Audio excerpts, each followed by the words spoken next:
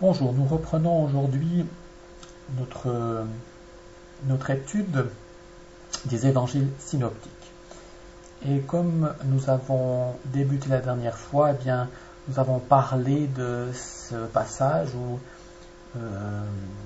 Matthieu dit qu'il ne faut se préoccuper de rien, mais chercher d'abord le royaume et sa justice.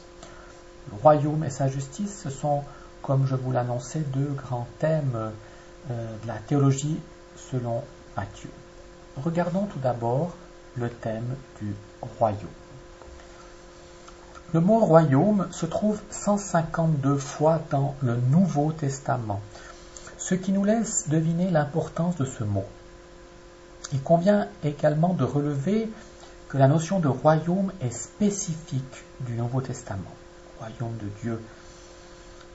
Et par ailleurs, c'est dans les évangiles synoptiques justement qu'elle est particulièrement développée. L'idée de royaume n'est cependant pas totalement absente de l'Ancien Testament. En effet, dans le langage courant, si l'on évoque un royaume, l'on pense instinctivement à un roi régnant sur un territoire et ses sujets. Un roi, un territoire et ses sujets.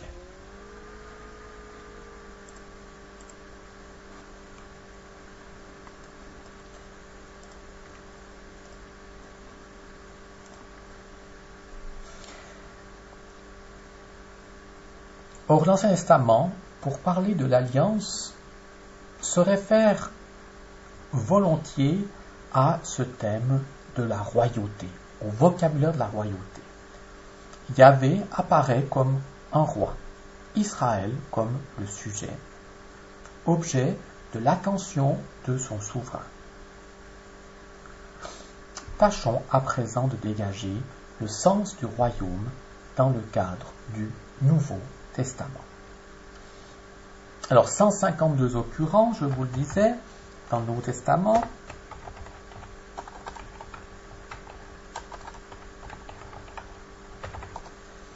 Et là-dessus, eh bien, nous en avons 102 dans les évangiles. Ces chiffres sont quand même assez parlants pour qu'on ait l'importance du thème.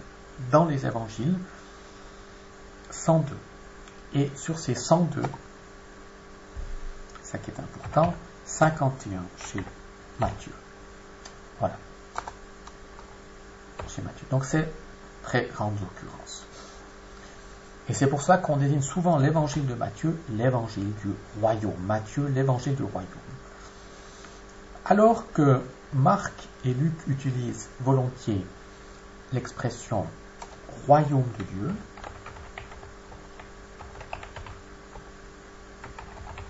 chez Luc et Marc. Par contre, Matthieu lui préfère l'expression royaume des cieux. Si vous voyez royaume des cieux, vous avez de grandes chances de vous retrouver chez Matthieu. Voilà. Il y a deux explications à ce royaume des cieux, que l'on va retrouver 32 fois chez Matthieu. 32 fois chez Matthieu sur les 51, il va dire royaume des cieux. Des fois seulement le royaume, des fois, mais 32 fois. Royaume des cieux. Pourquoi royaume des cieux chez Matthieu? Deux explications. On peut bien parler des cieux pour éviter d'évoquer le nom de Dieu. En se prolongeant ainsi en se situant dans le prolongement de l'Ancien Testament, où le nom de Dieu est tu par respect et exprimé par une formule de remplacement. Ou, eh bien, les cieux, pour désigner le lieu où se déploie la seigneurie de Dieu. Voilà, il est le Seigneur et son royaume des cieux. Le royaume est déjà en acte dans les cieux, où se déploie maintenant sa seigneurie. Les deux interprétations ne sont d'ailleurs pas forcément incompatibles. Bien. Ça, c'est d'un point de vue statistique, si vous voulez, maintenant, chez Matthieu. Si on regarde maintenant d'un point de vue thématique chez Matthieu, sur un point B, thématique. Alors, je vous dis, on parle de l'évangile du royaume. tous les discours de Matthieu sont centrés sur le thème du royaume. Je vous ai donné le plan, vous l'avez reçu, et je vous rappelle que les chapitres 5 à 7, l'initiation au royaume, le serment sur la montagne. Dans ce 7 seul discours, il y a 8 mentions du royaume. Chapitre 10, les informations pour les messagers du royaume. Le discours missionnaire, les informations pour les messagers du royaume, ceux qui vont annoncer ce royaume. 13, les paraboles du royaume. Cœur de l'évangile de Matthieu. Cœur, comme on l'a aussi vu sur certains plans, 3e discours, très important. On y trouve 12 mentions du royaume dans cette partie du chapitre 13. Chapitre 18, le comportement des fils du royaume. Le discours sur l'Église, sur la vie en Église, en communauté, comment doivent se comporter les fils du royaume. Et enfin, chapitre 23-25, le discours eschatologique, les consignes d'attente, dans l'attente du royaume. Donc, l'initiation au royaume, 5 à 7, information pour les fils du royaume, chapitre 10, 13, les paraboles du royaume, 18, le comportement des fils du royaume, 23 à 25, consignes d'attente du royaume et le royaume eschatologique.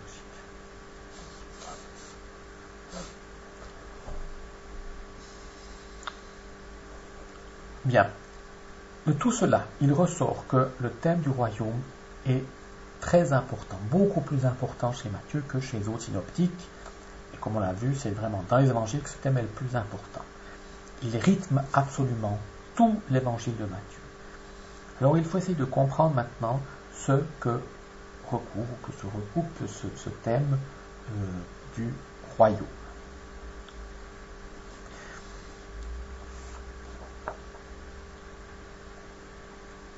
Bien sûr qu'il est fort probable que Matthieu l'emploie plus et qu'il le reprend un peu, cette idée connue du monde récemment d'un roi, son royaume, dont j'ai déjà parlé. Israël, le roi, et donc il va le reprendre.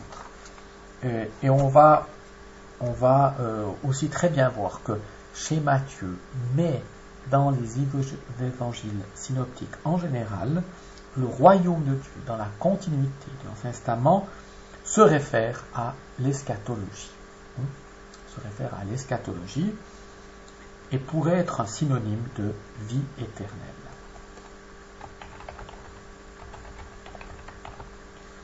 La vie éternelle, vous n'avez qu'à regarder Matthieu, chapitre 25, verset 34 ou 46. Donc quand on parle de royaume, eh bien c'est pour évoquer la vie éternelle. Cette vie éternelle, dans la demeure, avec le Père, qui est le roi, avec son peuple, et ainsi de suite, mais la vie éternelle. Et il est souvent dépeint sous les traits d'un festin.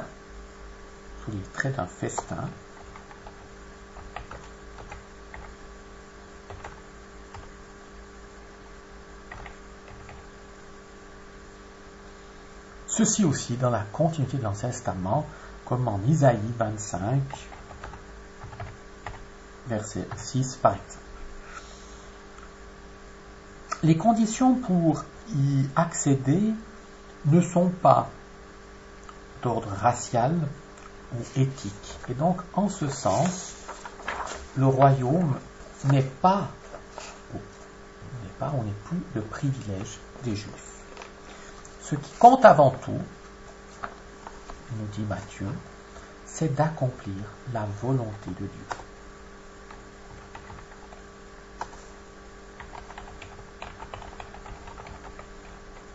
Et là donc, Matthieu se distingue aussi, accomplir la volonté de Dieu. Matthieu 7, 21 à 23.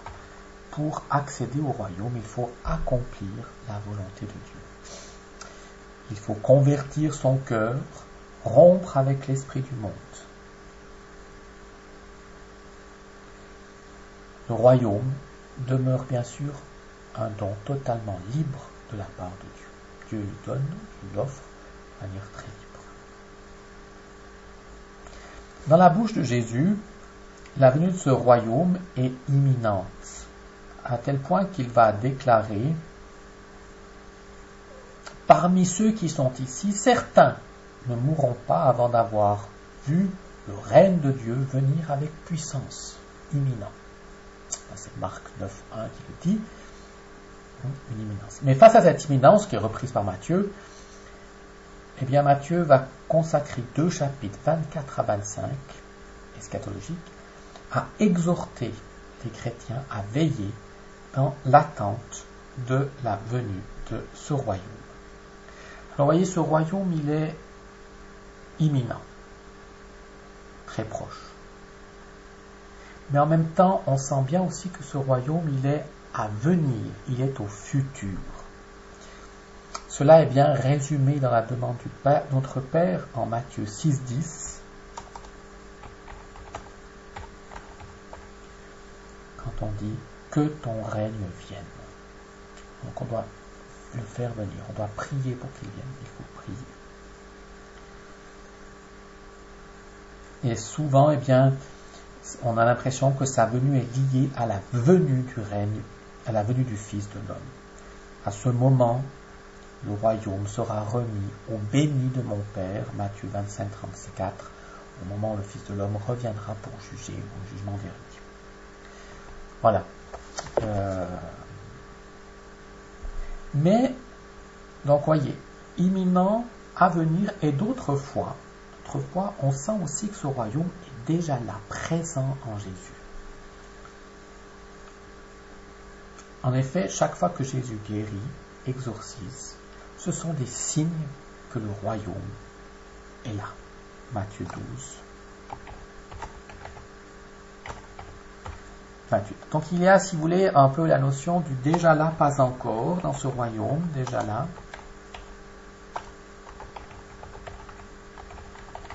En la personne de Jésus, le royaume est déjà présent. La vie éternelle a déjà commencé. Il la promet. On a déjà les prémices, si on veut. Il est imminent, il est à venir, il est au futur. Voilà une tension, d'une certaine manière, entre le présent, le futur du royaume, qui trouve sa résolution dans la personne même de Jésus. Jésus qui nous promet le royaume, qui est l'incarnation déjà de ce royaume, promesse de vie éternelle. C'est pour ça que Matthieu identifie la venue du royaume avec celle du Fils de l'homme. L'arrivée du royaume est liée avec la venue du Fils de l'homme à la fin des temps. Mais la présence du royaume en Jésus est embryonnaire. Elle est embryonnaire, elle est en commencement, et pour le moment, elle n'est révélée qu'aux croyants. Elle ne sera dévoilée pleinement dans la nuit à la plénitude des temps. Tension entre présent et futur. Le royaume, voyez, il est à la fois promesse et réalisation. Réalisation en Jésus, embryonnaire et promesse pour le futur. Et donc c'est ce que l'on résume par cette formule, comme je vous disais, déjà là, pas encore. Une dualité qui est soulignée particulièrement dans les paraboles du royaume. Ainsi, par exemple, la parabole du grain de moutarde qui devient bientôt un arbre. Ça signifie déjà le début du royaume. Tout est dans la graine. Le royaume est là. La graine est déjà, l'arbre est déjà dans la graine. Mais c'est en embryon, en devenir, à venir plus grand, à étendre.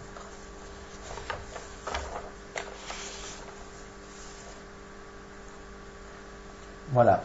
Je vous le disais, un terme important chez Matthieu, important aussi dans les synoptiques malgré tout, mais beaucoup moins, mais par contre alors très peu présente dans l'évangile de Jean, très peu présente chez Jean. Et s'il l'emploie à 2 reprises, vraiment en son sens eschatologique, à venir, comme par exemple lors de son entretien avec Nicodème, Jésus affirme que l'on peut entrer dans le royaume qu'à condition d'être né de l'eau et de l'esprit, c'est-à-dire avoir reçu le baptême. Voilà. Ici, donc aussi cette demande de conversion pour accéder au royaume. Voilà, cette notion du royaume, donc très importante chez Matthieu. Petit mot encore, l'Église et le royaume. Peut-on assimiler l'Église et le royaume? Peut-on dire que l'Église est, d'une certaine manière, le royaume ici sur terre? Alors, en tant que le Christ est le Seigneur de l'Église, Christ est le Seigneur de l'Église et qu'il est son roi, on peut dire que l'Église est la première manifestation visible du royaume. L'Église est une manifestation visible du royaume. Mais en tant que l'Église est elle-même soumise à la dialectique déjà pas encore, elle est le royaume de manière imparfaite. Elle est l'Église encore en marche, en chemin, imparfaite par les peaux. Donc elle est aussi soumise à la déjà pas encore, donc elle est un embryon du royaume. Elle est le royaume de manière bien imparfaite. Elle n'est pas le calque du royaume totalement. Voilà, passons maintenant et disons quelques mots sur la justice.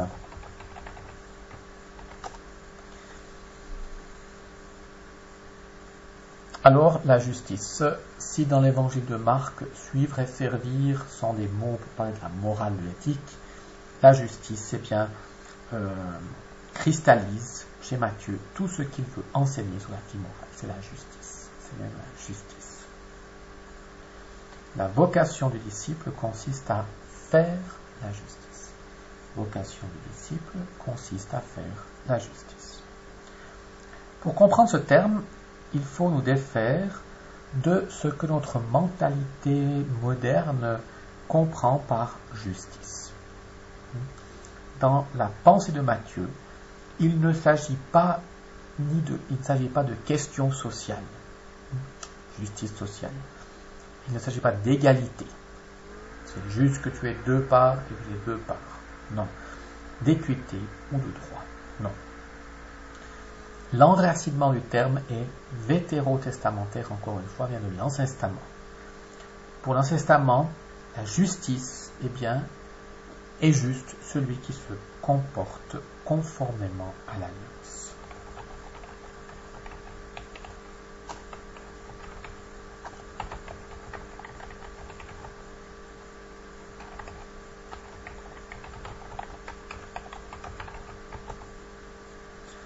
Ainsi, le terme convient particulièrement à Joseph. Joseph, juste.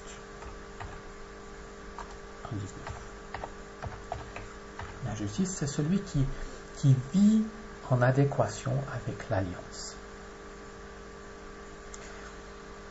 Matthieu, à la différence des autres évangiles qui, lui, va donner une très grande importance à ce thème. Les autres vont pas tellement le prendre parce que c'est très juif. Donc, comme il ne s'adresse pas à des juifs, Matthieu, lui, va le prendre, c'est très important dans son enracinement juif. Alors, le terme, par exemple, ne revient pas du tout chez Marc, il revient une fois chez Luc, chez Jean aussi, une fois, mais nettement plus, alors chez Matthieu.